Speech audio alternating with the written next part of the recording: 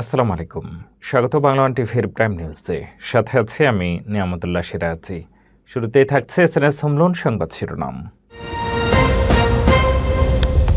মধ্যপ্রাচ্যে ইরান যুক্তরাষ্ট্র ইসরায়েল সংঘাত, হামলা ও প্রতিশোধের মধ্যে যুদ্ধের উত্তেজনা বৃদ্ধি। খামেনির নিহতের পর তেহরান ঘোষণা করল নতুন অস্থায়ী নেতৃত্ব, প্রতিশোধের হুঁশিয়ারি। ট্রাম্পের দ্বিতীয় মেয়াদে ইরান সহ কয়েকটি দেশের সামরিক অভিযান জোরদার, লক্ষ্য সরকার পরিবর্তন। এবং অস্টিনের নাইট ক্লাবে গুলিবর্ষণে নিহত ৩, আহত ১৪। এফবিআই সন্ত্রাস সম্পর্কিত তদন্ত করছে। এতক্ষণ শুনছিলেন শিরোনাম, এবারে বিস্তারিত। ইসরায়েল ও যুক্তরাষ্ট্রের যৌথ হামলায় ইরানের সর্বোচ্চ নেতা আয়াতুল্লাহ আলী খামেনি নিহত হওয়ার দাবির পর মধ্যপ্রাচ্যে যুদ্ধ পরিস্থিতি তৈরি হয়েছে। পাল্টা হামলার ঘোষণা দিয়েছে ইসলামিক রিভলিউশনারি গার্ড কর্পস। উত্তেজনা দ্রুত ছড়িয়ে পড়ছে পুরো অঞ্চলে। এ সংঘাত কি সীমিত থাকবে নাকি গড়াবে পূর্ণাঙ্গ যুদ্ধে? বিশ্ব এখন সেই আশঙ্কায় প্রহর গুনছে। মধ্যপ্রাচ্যে হঠাৎ করেই ভয়াবহ পরিস্থিতির সৃষ্টি হয়েছে। শনিবার ২৮ ফেব্রুয়ারি ভোরে ইসরায়েল ও যুক্তরাষ্ট্রের যৌথ হামলার পর ইরান জুড়ে শুরু হয়েছে তীব্র উত্তেজনা। ইরানের রাষ্ট্রীয় ও আধা সরকারি সংবাদ মাধ্যমের দাবি, দেশটির সর্বোচ্চ নেতা আয়াতুল্লাহ আলী খামেনি হামলায় নিহত হয়েছেন। যদিও আন্তর্জাতিক পর্যায়ে এখনো স্বাধীনভাবে এ তথ্য পুরোপুরি যাচাই হয়নি, তবে তেহরান বলছে এটি ছিল সরাসরি শাসন পরিবর্তন লক্ষ্য করে চালানো আঘাত।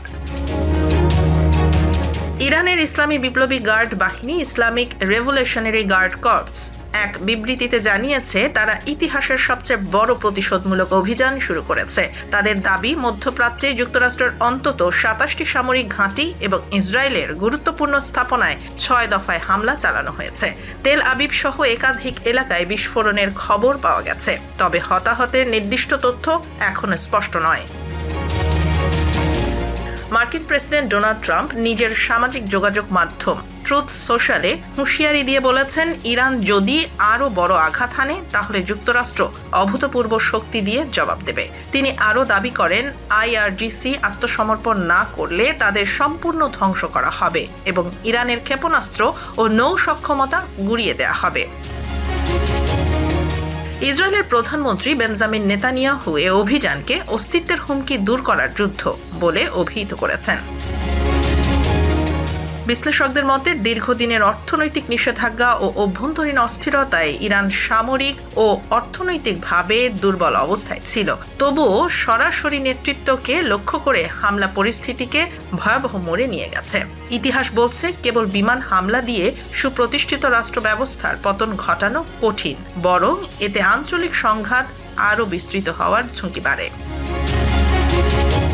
এখন পুরো অঞ্চল কার্যত যুদ্ধাবস্থায়। কূটনীতি ব্যর্থ হলে এই সংঘাত মধ্যপ্রাচ্য ছাড়িয়ে বৈশ্বিক নিরাপত্তা ও জ্বালানির বাজারে গভীর প্রভাব ফেলতে পারে। বিশ্বের নজর এখন তেহরান, ওয়াশিংটন ও তেল আবিবের দিকে। পরবর্তী পদক্ষেপ কি হবে সেটি নির্ধারণ করবে ভবিষ্যৎ।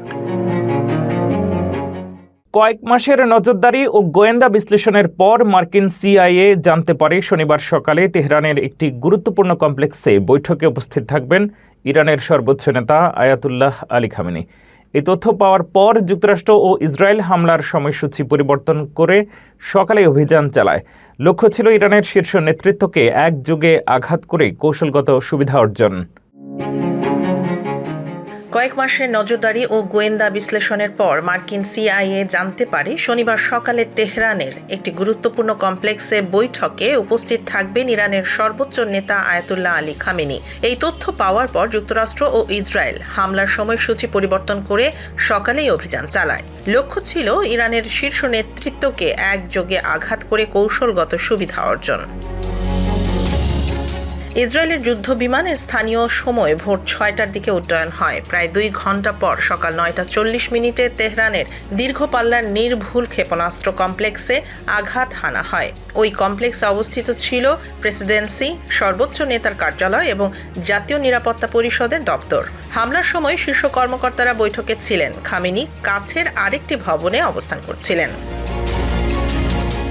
ইরানের রাষ্ট্রীয় বার্তা সংস্থা ইরনা জানায়, রিয়ার অ্যাডমিরাল আলী শামখানি ও মেজর জেনারেল মোহাম্মদ পাকপুর নিহত হয়েছেন। তারা ইরানের সামরিক নেতৃত্বের গুরুত্বপূর্ণ সদস্য ছিলেন। হামলার সময় IRGC ও প্রতিরক্ষা মন্ত্রণালয়ের শীর্ষ কর্মকর্তারাও উপস্থিত ছিলেন। পরবর্তী দফায় গোয়েন্দা কর্মকর্তাদের অবস্থান লক্ষ্য করে আরও হামলা চালানো হয়। যুক্তরাষ্ট্রের হোয়াইট হাউস ও CIA আনুষ্ঠানিক মন্তব্য এড়িয়ে গেছে। তবে সূত্রগুলো বলছে, গত বছরের 12 দিনের যুদ্ধের অভিজ্ঞতা থেকে মার্কিন গোয়েন্দারা খামেনির চলাচল ও যোগাযোগ পদ্ধতি সম্পর্কে গুরুত্বপূর্ণ তথ্য সংগ্রহ করেছিল। বিশ্লেষকরা মনে করছেন, এই অভিযান মার্কিন ও ইসরায়েলের ঘনিষ্ঠ গোয়েন্দা সমন্বয় ও প্রস্তুতির ইঙ্গিত দেয়। একই সঙ্গে এটি ইরানের নিরাপত্তা ব্যবস্থার বড় ধরনের ব্যর্থতাও প্রকাশ করেছে, বিশেষ করে যখন যুদ্ধের স্পষ্ট সংকেত বিদ্যমান ছিল। হামলার ফলে ইরানের শীর্ষ নেতৃত্বের ওপর বড় ধরনের প্রভাব পড়েছে, যা মধ্যপ্রাচ্যের পরিস্থিতিকে আরও অস্থিতিশীল করতে পারে। ইরানের নেতৃত্ব পরিবর্তন ও পাল্টা হুঁশিয়ারির পর মধ্যপ্রাচ্যে উত্তেজনা আরও বেড়েছে। সামরিক সংঘাতের প্রভাব শুধু আঞ্চলিক রাজনীতিতে নয়, নিরাপত্তা ও স্থিতিশীলতার ক্ষেত্রেও উদ্বেগ তৈরি করছে। আন্তর্জাতিক মহল পরিস্থিতি নিবিড়ভাবে পর্যবেক্ষণ করছে এবং দ্রুত কূটনৈতিক সমাধানের আহ্বান জানাচ্ছে, যাতে সংঘাত আরও বিস্তৃত না হয়। ইরানের সর্বোচ্চ নেতা আয়াতুল্লাহ আলী খামেনি নিহত হওয়ার পর তেহরান নতুন অস্থায়ী নেতৃত্ব ঘোষণা করেছে। খামেনির ঘনিষ্ঠ সহচর আয়াতুল্লাহ আরাফিকে অস্থায়ী সর্বোচ্চ নেতা হিসেবে দায়িত্ব দেওয়া হয়েছে। আরাফি আগে ইরানের অ্যাসেম্বলি অফ এক্সপার্টসের ডেপুটি চেয়ারম্যান এবং দেশের শিক্ষা ব্যবস্থার প্রধান হিসেবে দায়িত্ব পালন করতেন। ইরান ইতিমধ্যেই প্রতিশোধ নেওয়ার সংকল্প প্রকাশ করেছে। প্রেসিডেন্ট মাসুদ পেজেশকিয়ান বলেছেন, আমেরিকা ও ইসরায়েলের হামলার প্রতিশোধ নেওয়া ইরানের বৈধ অধিকার এবং কর্তব্য। তিনি জানিয়েছেন, এই দায়িত্ব পালনে কোনো খামতি রাখবে না তেহরান। দেশটির নিরাপত্তা প্রধান আলী লারজানি হুঁশিয়ারি দিয়েছেন, আগামী হামলা এমন হবে যা কেউ আগে কখনো দেখেনি। ইরান আগেই যুক্তরাষ্ট্র ও ইসরায়েলের বিরুদ্ধে প্রতিশোধমূলক কার্যক্রম শুরু করেছিল।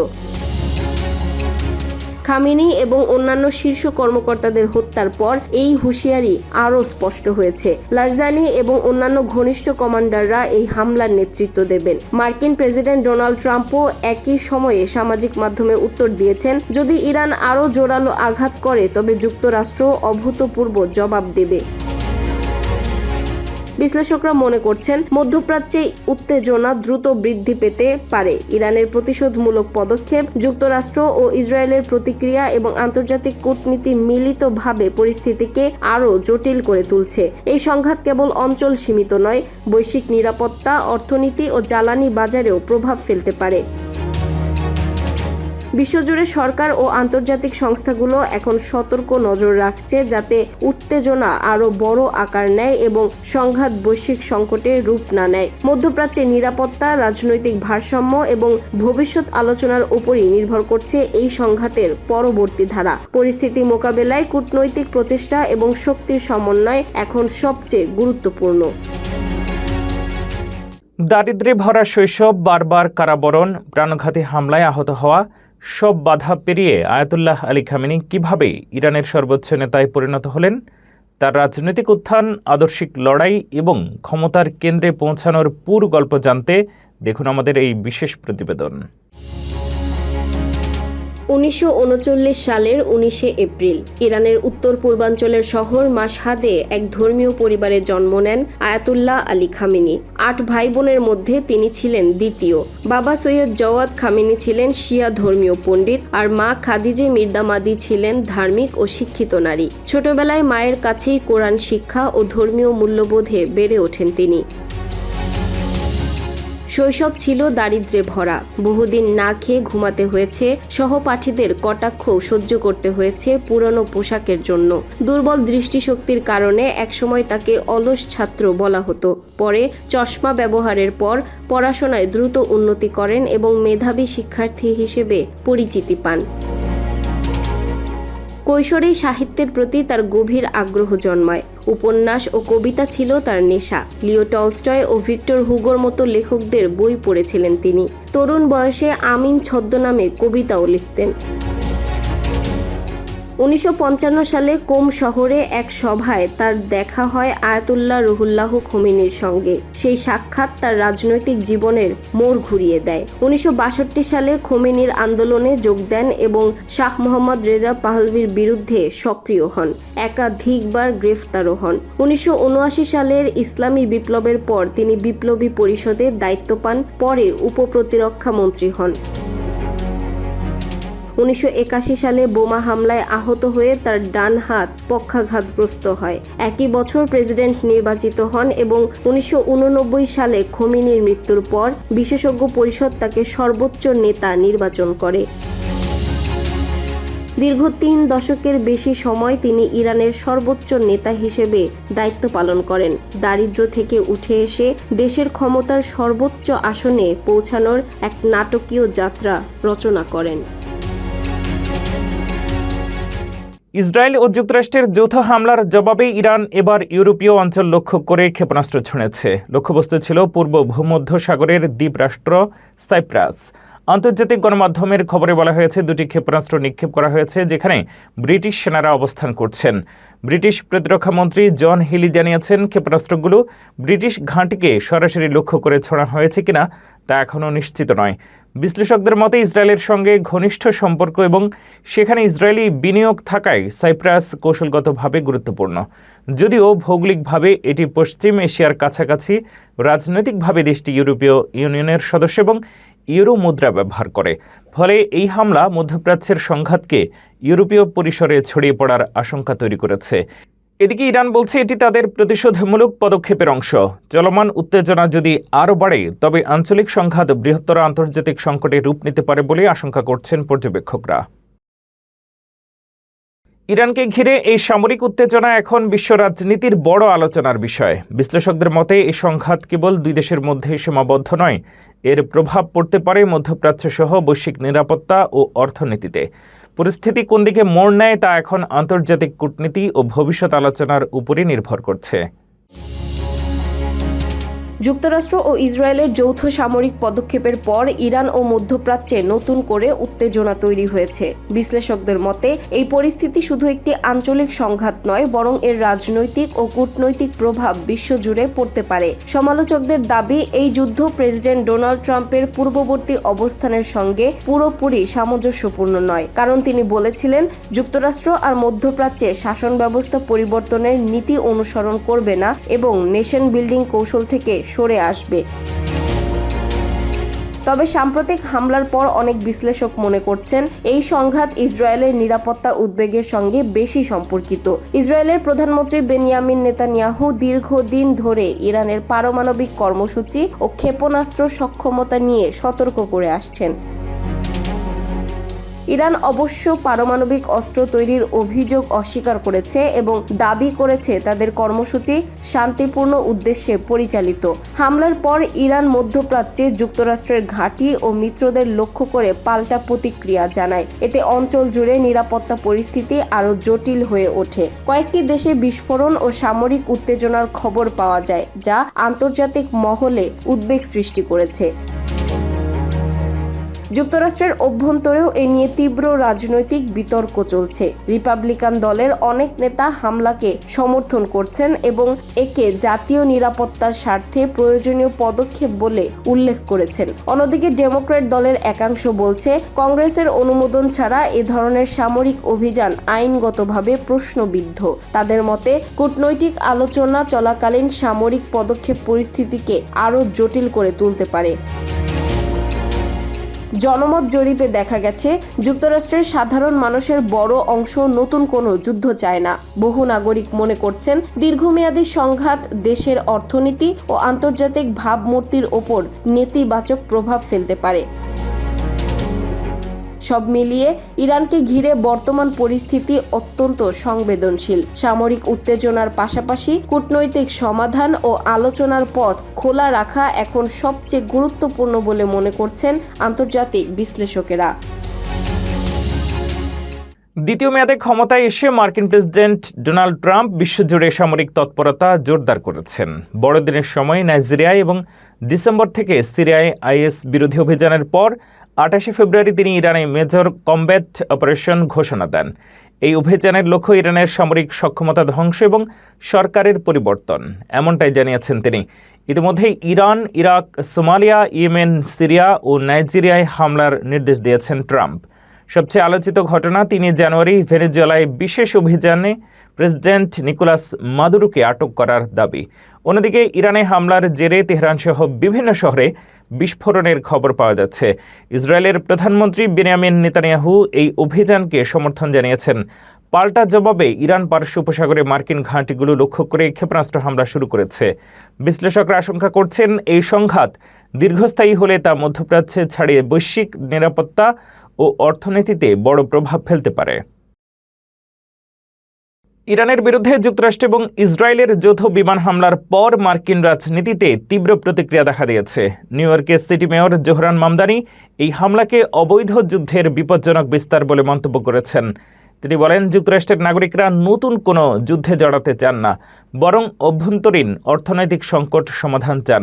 ডেমোক্রেট কংগ্রেস উইমেন আলেকজান্ড্রিয়া ওকাসিয়া কোর্টেজ হামলাকে অবৈধ ও অপ্রয়োজনীয় আখ্যা দিয়ে অভিযোগ করেন প্রেসিডেন্ট কংগ্রেসের অনুমোদন ছাড়াই দেশকে যুদ্ধে জড়াচ্ছেন। একই সুরে কথা বলেছেন কংগ্রেস উইমেন ইলহান ওমার। তিনি বলেন, সুস্পষ্ট লক্ষ্য বা তাৎক্ষণিক হুমকি ছাড়াই এই পদক্ষেপ নেওয়া হয়েছে। ক্যালিফোর্নিয়ার গভর্নর গ্যাভিন নিউসমও হামলার সমালোচনা করে একে বিপজ্জনক সিদ্ধান্ত বলেন। অন্যদিকে প্রেসিডেন্ট ডোনাল্ড ট্রাম্প প্রশাসনের পক্ষ থেকে ইরানের পারমাণবিক কর্মসূচি ও নিরাপত্তা হুমকির বিষয়টি তুলে ধরা হয়েছে।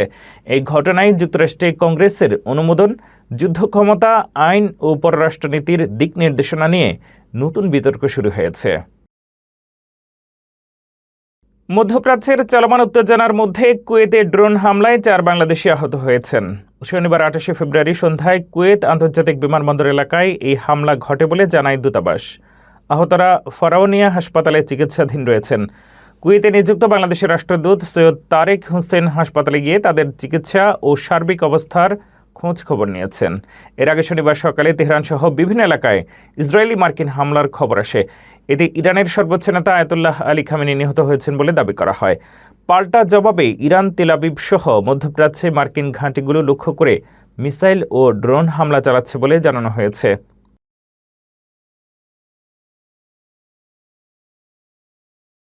টেক্সাসের অস্টিন শহরের ডাউনটাউনে রোববার ভোরে ভয়াবহ গুলিবর্ষণ ঘটে।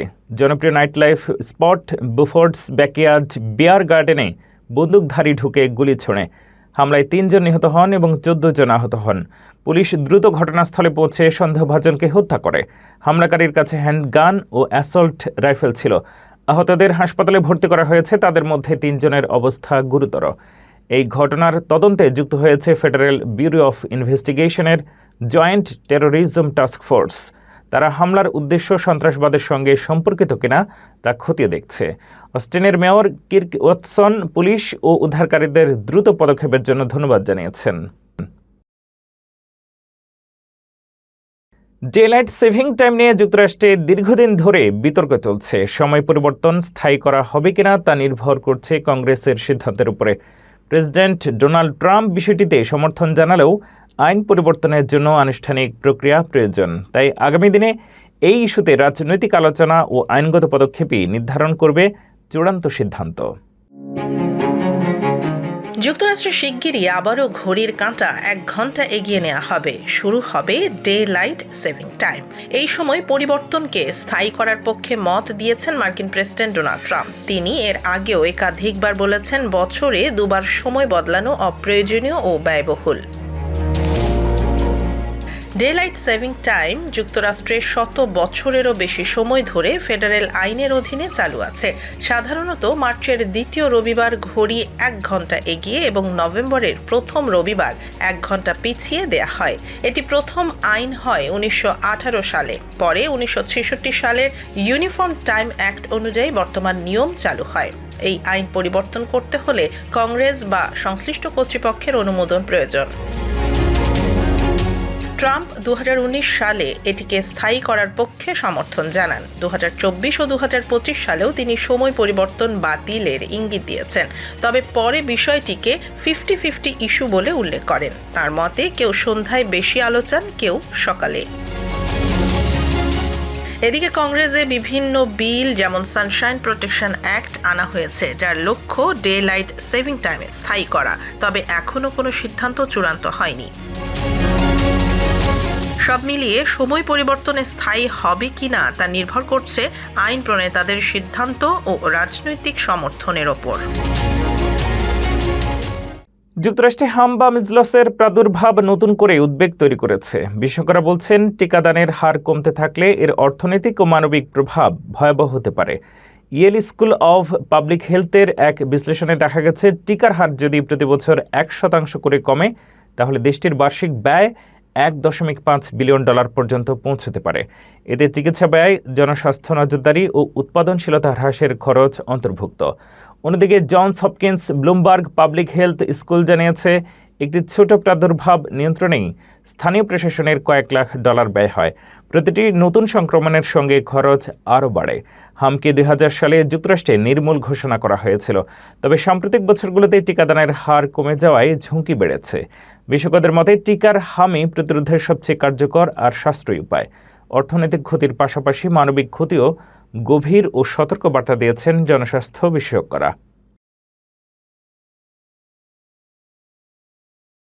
একটি অসাম্প্রদায়িক দৃশ্য, যেখানে হিন্দু, মুসলিম, বৌদ্ধ কিংবা খ্রিস্টান সবাই এক টেবিলে বসে ইফতার করছেন, এমনই এক সম্প্রীতির ইফতার ডিনার সম্পন্ন করল বাংলাদেশ অ্যাসোসিয়েশন অফ মিশিগান। আরও জানাচ্ছেন ফারজানা আফরোজ। যুক্তরাষ্ট্রের মিশিগান রাজ্যের ওয়ারেন সিটির আই ওনার হল রুমে 28 ফেব্রুয়ারি শনিবার এই ইফতার ও ডিনার সম্পন্ন হয়। ইফতার আয়োজনে ফেডারেল, রাজ্য, কাউন্টি এবং সিটির নির্বাচিত জনপ্রতিনিধি, বাংলাদেশি সামাজিক, সাংস্কৃতিক, রাজনৈতিক সংগঠনের নেতৃবৃন্দ ও বিভিন্ন পর্যায়ের ব্যবসায়ীরা অংশ নেন। ওয়ালি কবিরের কোরআন তেলাওয়াতের মাধ্যমে ইফতারের আনুষ্ঠানিক পর্ব শুরু হয়। সাবেক সেক্রেটারি সুমন কবির, তাহমিদ চৌধুরী ও সাইফ ইসলামের যৌথ সঞ্চালনায় রমজানের গুরুত্ব নিয়ে আলোচনা করেন শায়েখ মোহাম্মদ ইশতিয়াক ও তরুণ আলেম সাইয়েদ খান। আলোচনা পর্বের পর সকল ধর্মের উপস্থিতিতে ইফতার যেন হয়ে ওঠে সম্প্রীতির এক অনন্য দৃষ্টান্ত। অনুষ্ঠানে বাংলাদেশি আমেরিকান কমিউনিটির অবদানের জন্য সিনেটর এলিসা স্কটকিনের অফিস থেকে বামের নেতৃবৃন্দের হাতে প্রোক্লামেশন হস্তান্তর করেন কাইল জনসন। ইফতার ডিনার অনুষ্ঠানে উপস্থিত ছিলেন senator Stephanie Chang, state representative Mike McFall, Natalie Price, Dennis Mentzer, Tonya Phillips সহ রাজ্য ও কাউন্টি পর্যায়ের আরও অনেকে।